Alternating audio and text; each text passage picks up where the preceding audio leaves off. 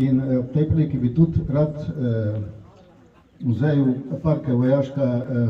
Parku vojaške zgodovine podaril simbolično zlati pilotski znak. To je največje priznanje za pilota. Jaz sem ga dobil po 17 letih letenja.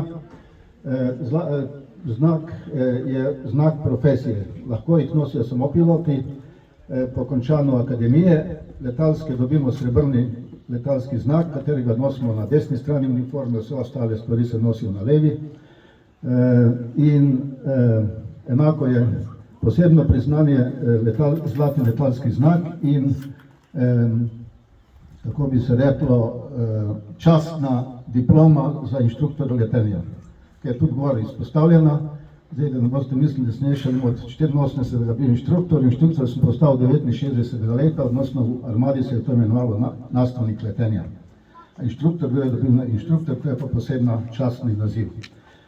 V tej zadevi, v tej priliki, jaz podarjam simbolično ta zlati letaški znak Parku vojaške zgodovine in se zahvaljujem za imenitno sodelovanje, ki sodelujemo že več časa.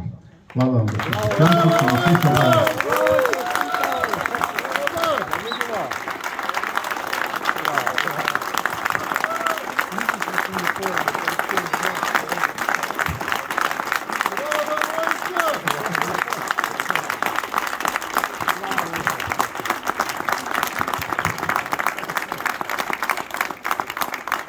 Vojko, res hvala lepa.